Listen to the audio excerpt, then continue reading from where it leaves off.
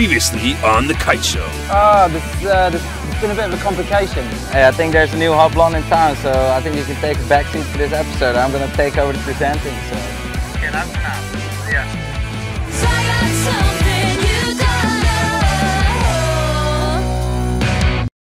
Yeah, you know, I just need a really good girly kiting trip to get over that crap with Ruben presenting the last show.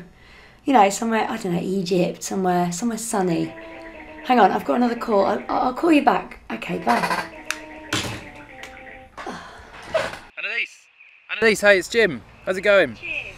Yeah, good. Yeah, sorry about leaving you a bit high and dry out there in Cape Verde. I got a bit carried away in Cape Town. It was so good. And yeah, but since we got back, I mean, it's just been amazing. You know, we've got a new sponsor, joined a golf club, so I've just been kicking back, playing lots of that. And yeah, so how was Cape Verde anyway? Yeah, it was good. We had some good swell. We did kite at Santa Maria. Let me just tell you about Cape Town. Oh, it was amazing. We had such good conditions. Everyone was out there, had low, the RD team, the Air Rush team, the North team. Oh, the conditions were going off.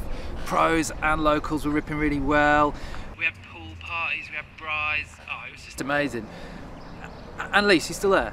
Yeah, I'm still there. Jim, what are we doing for the next episode? Right, I reckon we should get Ruben on again, see what he's been up to the last couple of months, see how his leg is, maybe get him to tell us some more mega loop stories, like what happened in Tarifa recently. Oh, that guy's amazing, he's so funny too, and he throws a wicked party. Yeah, maybe we could get him to take us out again. And he's good at the presenting as well. Did you see him present him? Yeah, you know, he's really good. I reckon we should definitely get him over more often. Get him over more often and get him involved. Annelies, what do you think? Annelies?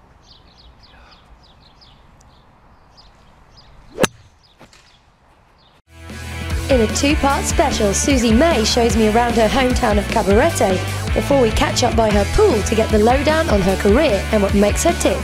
Progression are back with tips on handle passing and riding switch. We round up the hottest headlines from the world of kite surfing. We reveal the lucky winner of the Air Rush FS team board and launch the Shin Toy Boy competition. We continue our Champions Move of the Month series. This time the top girls step up. And finishing us off is an action-packed compilation of some of the sport's best female shredders.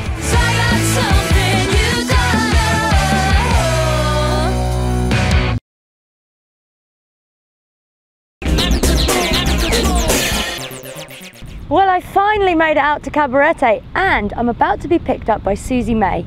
Do you know who that is, right? Because if you don't, here's a brief background on kitesurfing's original beach babe. Susie May was born in Munich, Germany in 1985 to parents Blinky and Sissy. Growing up an only child, her mother and father decided to move out to the Dominican Republic when Susie was just 5, setting up a small bed and breakfast business which they still run. Blinky also shapes kitesurfing boards, and Susie inevitably caught the bug, starting to kitesurf in December 2002. Just 6 months later, she was already competing on the PKRA World Tour and spent a handful of seasons in the top 5. Most notable, though, are her impressive rack of back-to-back wins at the legendary Red Bull King of the Air event at Hookkeeper on Maui in 2003, 2004 and 2005. Susie is now more widely recognised as a lifestyle rider. But this pint-sized blonde bombshell isn't just a pin-up girl for Cabrina, having carved out one of the longest professional riding careers in kiteboarding. Standing at a pocket-sized 5'2", don't underestimate her power. Currently producing her own videos and presenting TV shows for Red Bull in Germany, her adoring Facebook fan page fan count is pushing 170,000.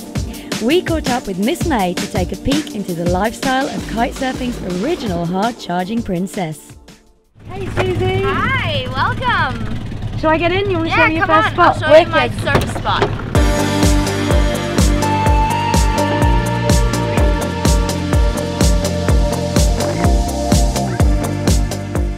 Right, so these are like sort of the main breaks down here. This is called the Bobo's Point, and there's a place down there called Cocoa Pipe.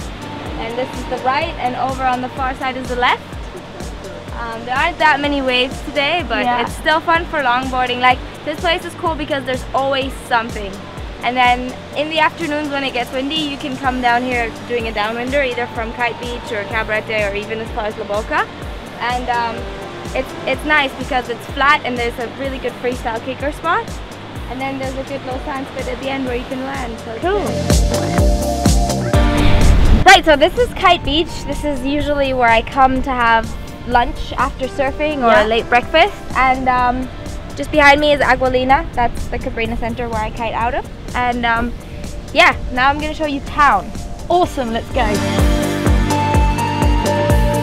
Right, so basically this is Cabarete, the main street. It's about 2 miles long and that's the town. And it's one road, it has everything on it. It has all the surf shops, ice cream, bars, you know, little restaurants and things. And just down here is the beach. Oh, where do you hang out? That's where I hang out, so I'll show you. Brilliant. Let's go.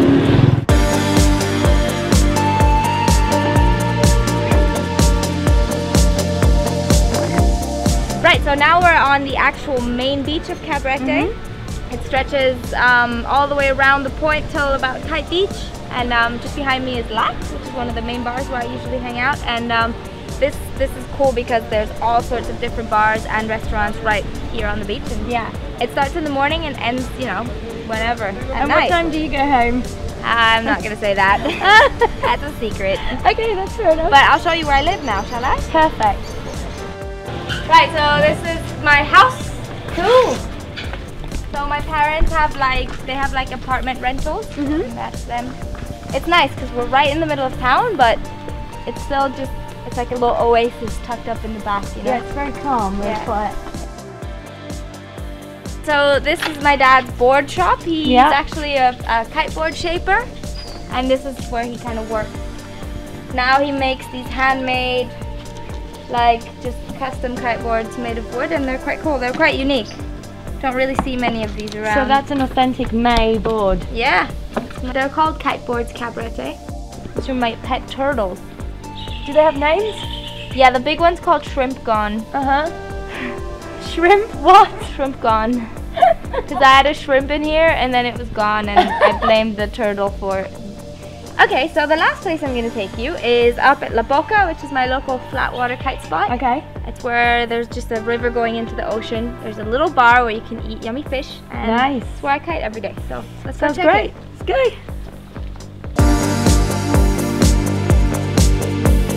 So this is La Boca, which means the river mouth, and it's very obvious because there is a river and it kind of flows out into the ocean, which you can see in the very end. And this is like my flat water kite spot. This is where pretty much every single afternoon when it's windy, I come down here. This is also where we did a little like rail and kicker project last year. In the spring, had Aaron out here, and it was really fun. And it's a good because the water comes all the way up to here at high tide. So at low tide, you can just build whatever you want, kind of drop it in, and then you can, as you see, my kicker is just there still. Did you make that yourself? We did build that ourselves last year, but the weather's kind of messed it up a little bit. But it's cool because you very rarely get places where you can just leave obstacles in the water and no one, you know, will bother to, you know, ask you for permits or whatever. So it's pretty cool. So there's just all this really nice flat water. Usually we do tricks coming in, and then you can do tricks right by the shore, and it'll just, you know, even if your kite crashes, there's a little bit of, it's not a beginner spot. Like if your kite crashes and you're not very good at relaunching it, you're gonna end up in the trees down there. And it gets busy, I guess. It doesn't, you know, because people don't really, people here are so lazy. They barely, it's a 10-minute drive from town, and you kind of go along this little dirt road, and people actually don't ever come here. It's crazy. Like, even though everybody knows it's here, people barely ever make the effort. Well, cheers to that. Cheers. Woo! So basically, after you've eaten and had lots of pina coladas, not too many, you can kite from the river out into the ocean, and then go downwind all the way along the coast, and pretty much end up at Encuentro again. And start all over again. Back to the start. Woo!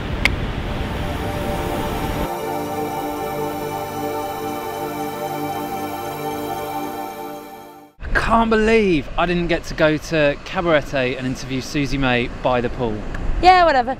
Progression are back with some tips on handle passes and riding switch. Switch it up!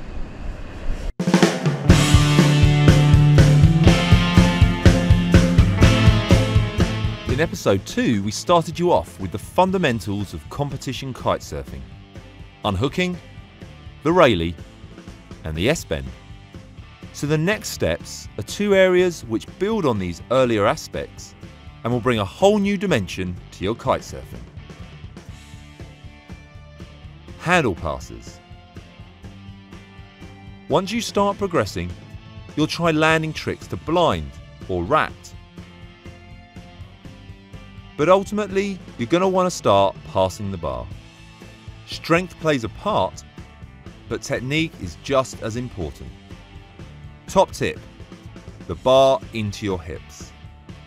You should always be aiming to have the bar pulled in towards your front or back hip, ready to pass.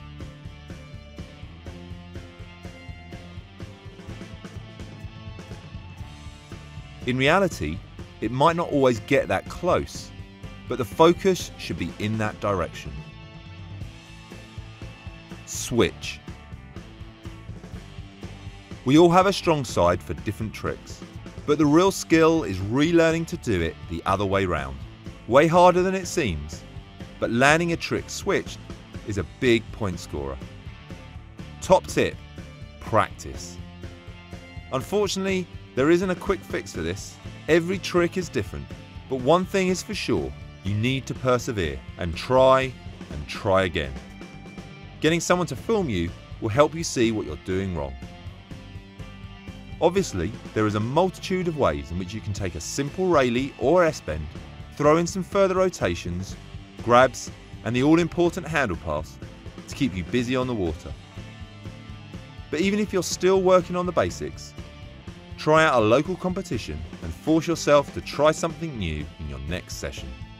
If you want more in-depth analysis of these tricks, then check out the Progression Advanced and Professional DVDs, or many of the free progression videos on our website. So, Annelies, what's been going on in the world of kiteboarding? I don't know, Jim. Should we find out? Yeah. Let's get the headlines. The Association Wind Sport Industries have launched their 2011 AWSI Kiteboarder of the Year contest. The industry first awards ceremony will take place at the Surf Expo in Florida in September. Readers from 4 mags, including Kite World, have been asked to vote for their favourite from this list of contenders. Fortunately for me, as Kite World editor, I'll be lucky enough to be there to bring you all the reaction from the glitziest night in kiteboarding. Nice. Dutch powerhouse Juri Zoon finally seems to be fulfilling his potential, taking wins at the first 3 rounds on the PKRA Freestyle World Tour. With injuries behind him, he's dominated, while Alex Pasto and Alberto Rondinha lead a pack that have shared the remaining steps on the podium. 2010 World Champion Andy Yates has been up and down the rankings, but still finds himself in the top 5. Current Women's Champion Gisela Pulido looks strong again in 2011, holding an early lead over 2009 Champion Bruna Kajia and Karolina Winkowska. This battle should run all season. 5 more freestyle events to come. Next up, the Fuerteventura Kiteboarding Grand Slam on August the 2nd. In course racing, French riders Olivier Danson and Julien Canneur sit at the top of the rankings after 2 rounds. John Heineken from the USA won at the only event he's competed in so far in Mexico and will be a threat for the rest of the season. Waves, one name, Kiahi Diaboitas. The 18-year-old Australian has been unstoppable so far in the 2 rounds in Morocco and Lanzarote. Brazilian Fabio Nunes will be trying to rein him in at the next scheduled event on the Gold Coast of Australia, which isn't until December. Kiahi is also the Australian freestyle and wave champion and will surely be confident of making the most of a home advantage. Triple S stands for Slicks, Sliders and Surf. Riding sessions run over a week in the awesome conditions of Cape Hatteras at the beginning of June. Butter Slick flats lie on one side of the island and Atlantic surf on the other. The conditions, super regular wind and full-on parties attract the most progressive riders in the sport. As you can see, the action was incredible. The final champions were Aaron Hadlow and Bruna Kajia in the slick, Billy Parker and Bruna Kajia on sliders, Mark Miedema and Adriana Harlan in the surf. Overall champions were Brandon Scheid and Bruna Kajia. Brandon was also awarded the Best Wipeout and Billy Parker Best Session. Hardly surprising given he was riding like this.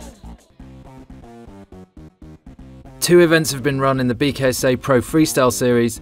A first and a second place for last year's runner-up Luke Whiteside leaves him on top of the leaderboard, ahead of last year's champion Ned Taylor and the ever-competitive Ali Barrett in 3rd. Hannah Whiteley leads the ladies contest and looks to break a championship record, claiming her 3rd title on the trot. With course racing booming this season, the results have been rolling in regionally and nationally. Denzel Williams is cleaning up, winning every event so far. The Kiteboard Tour Asia has been gathering huge momentum over the last 2 years as kiteboarding explodes across the continent. 292 riders of 36 nationalities took part over 5 events in the 2010-11 season. The oldest was 68 and the youngest competitor just 12. The event in China saw the most entrants with 81 riders. Here's your list of champions. New countries and new events will be introduced next season, including Asian course racing, kitocross, speed and waves. Never far from the news, Aaron Hadlow has just about released all the videos in his 900 series. Together with the awesome Boomting Productions in Cape Town, Aaron made a series of 6 mini-movies following his quest to land the first ever 900 in kiteboarding. The anticipation is just too much. Did he make it? Call us stupid, but we haven't figured out the ending yet. Ooh, I hope he makes it. Our old mate Lewis Crathern wasn't to be outdone by a few flat spins. A documentary about the build-up and follow-up to his pier jumps in Worthing and Brighton has been released online, after a preview screening in Worthing's Dome Cinema no less. Find it at facebook.com/The Man That Touched the Sky. And finally, you may have seen some incredible clips of Ben Wilson riding a massive wave at Cloudbreak in Fiji recently. Not only was it huge, but Ben, Ryland Blakely and Lona Humphreys were strapless. Kiteworld got the scoop. Check that out and more in issue 52, out early July. Well, I'm joined here by the lovely Kristin Boese. Welcome to the UK. What brings you here? Thank you. I'm here for the KB for Girls event in Lansing next weekend. Yeah. We had one here last year with you. It was a great event and I really loved all the British girls, so we had to come back this year. Well, the one after this is Germany. We actually just had Holland last weekend, and then we're still gonna have Hood River in Oregon, New York and Perth on the map for the year. And what about the KSP? We've been hearing a lot about that. It's a dream wave tour. You're heavily involved. Can you tell us a bit about the background of it, where it's going to be stopping off and things like that? Yeah, it's a completely different project, obviously. It's really a kite surf tour. It's a group of riders that got together. It was me, Tu Montero, Gilly Brandau, Sky Solbach and myself. Okay. And we kind of looked at the wave events that were existing and we didn't really think it was presenting kite surfing in the way it could be presented. Yeah.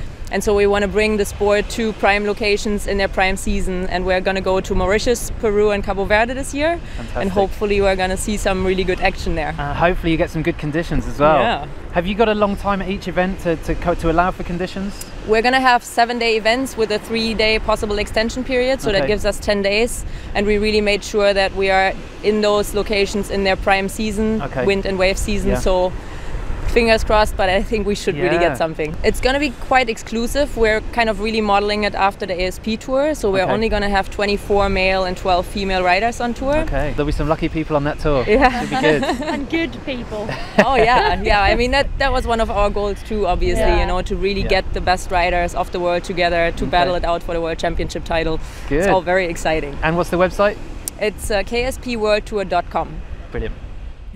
Hi, I'm Susie May. We're here in my hometown Cabarete in the Dominican Republic, and you're watching The Kite Show. Okay, Susie, thanks for showing me around. No Cabarete is obviously an awesome place, especially hanging here by your pool. How much time do you actually spend here then? In the year? When I'm traveling full on for work, it's crazy because I'm actually away so much more than I am at home. I'm here maybe 2 months sometimes in the whole year, and this is all split up, so I'll be here for a week and then away again for 2 months and then come back for a week. Just enough time to, you know, wash my clothes, put it back in my suitcase.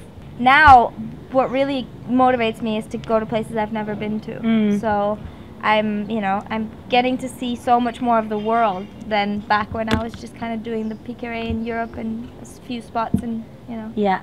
So you started way back when Flash Austin was on the tour, then you know, through Mark Shin, Martin Bari, that kind of time, then now the Aaron Hadlow sort of era. What, you know, those are all guys that people will remember, but what about the girls? Who do you think was or is the sort of strongest female competitor and the most talented?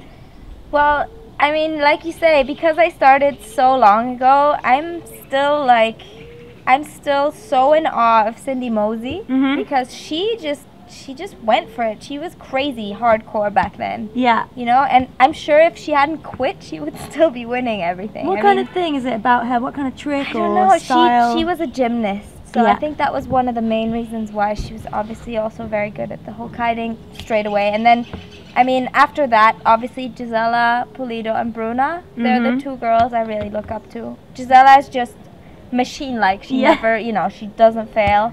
And then Bruna is just, she's making it look amazing. She's making it look easy and making it look like as smooth as the guys. And you end up riding more with blokes or with the guys than with the girls sometimes. How come? Because I've just always been involved in, you know, riding with boys. It kind of just, that's my circle of friends, and that's kind of who I'm rolling with. And I guess that really helps to push you as well. It does. 'Cause you're, well, in a way, it's very discouraging because they're so good all the time. So sometimes you're just like, man.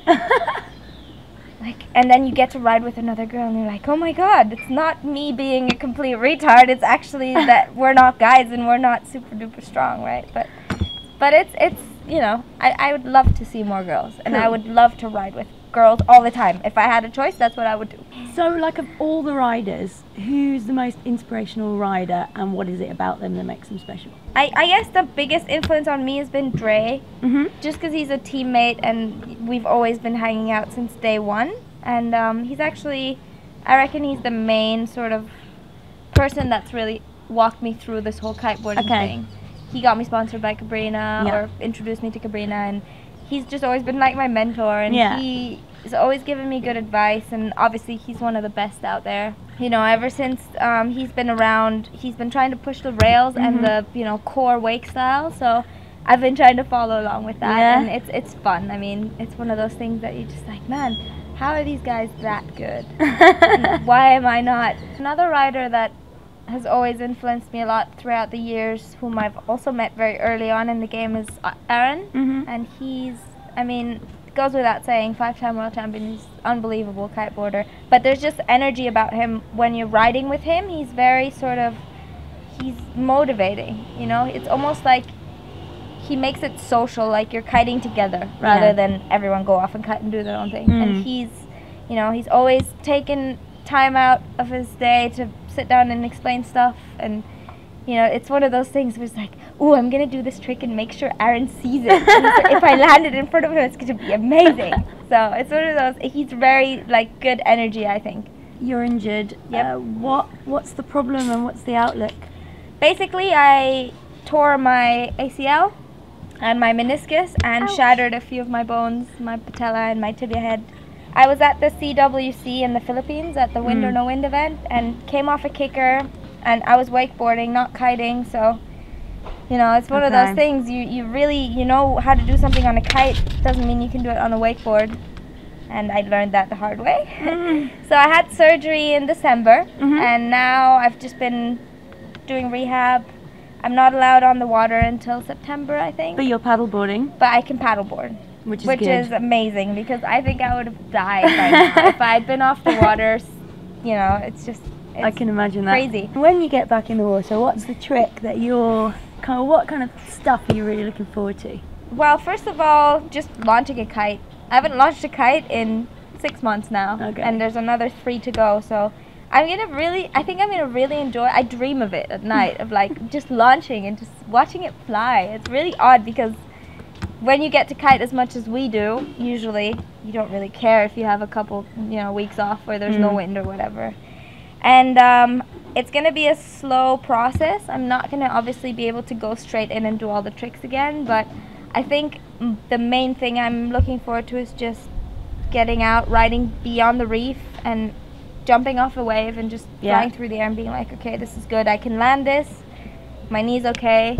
Yeah, I just think that's the enjoying moment that I'm looking forward to most. Susie, a lot of what you do as a lifestyle rider involves getting good images. Who is the best photographer you've worked with and why? Ooh, this is a good one. I actually don't, I don't know, I can't really say. My favorite person to shoot with is Tracy Craft. Yeah. Big reason being that she's amazing, but also it's amazingly easy to work with a girl. Because she's a chick and she knows, and she's never gonna publish a photo that makes you look funny, you know, or when you're kiting sometimes there's stuff going, you know, or you lost your bikini maybe, you know. When you're shooting with guys, they're not always that sensible about that sort of stuff. So Tracy is definitely my favorite person to shoot with. And other than that, I've worked with pretty much everyone, I guess, in the industry. I really enjoy shooting with Christian Black. He's always good fun. From Brighton. Yeah. Our And hometown. I also like JB, John Bilderback. He's a really, really, really good photographer, I think. But you know, at the end of the day, whoever's taking pictures, you know, that's who I'm shooting with. And you're pretty relaxed behind the camera now. I'm cool with 10 years you've been doing kite surfing career already, which is amazing. What do you think the next 10 years hold in store for Susie May? Well, I don't know. It's pretty hard to say what's happening, you know, in the sport. Everything's changing so quickly, and in my life as well, you know. So, I mean, I didn't, you know, grow up thinking, oh, I'm going to be a pro kiteboarder, and then this is exactly how, you know, there's no handbook, if you will. There's no way of knowing what's going to happen next. So I think it's all about taking opportunities and kind of rolling with it. So honestly, I have no idea where I'm going to be in 10 years. Well, let's hope it's somewhere really good. Thank you very much, Susie. That's been awesome. No worries. It's definitely going to be somewhere warm and nice and sunny. Hopefully with no more injuries.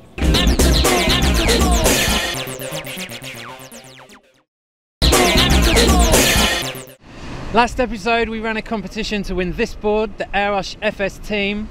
The question came from Alex Pastor, and it was, what is his favourite move? The answer was the IndyGrab S-Mode 5, and the winner is... it's John Matthews. Well done, John. Thanks very much for entering. Thanks to everyone for entering. John, the board is going to be on its way to you soon. Now, for this episode's competition, we have the lovely Shin Toy Boy Girls board. And the question is, Mark Shin was world champion in both the PKRA and the KPWT in the same year. But which year was it? Go to our Facebook fan page and enter your answers there. Right, it's that time again. Move of the month. Girly champion style. Oh yeah. Vote for your favourite at our Facebook fan page. Hi, my name is Celine Golo. I'm European champion 2010 and this is one of my favorite moves, S-bend to blind.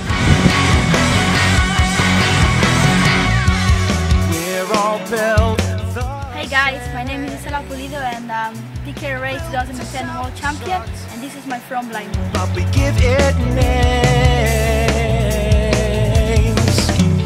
Hi, I'm Hannah Whiteley. I'm 2009 and 2010 British champion, and my move of the month is an S-bend with a nuclear ground. The blame weighs down.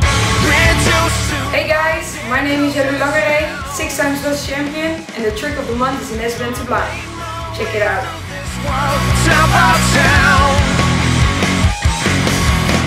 Trapped under ice, I can swim, but I wanna fly. Can't you see this is my sacrifice?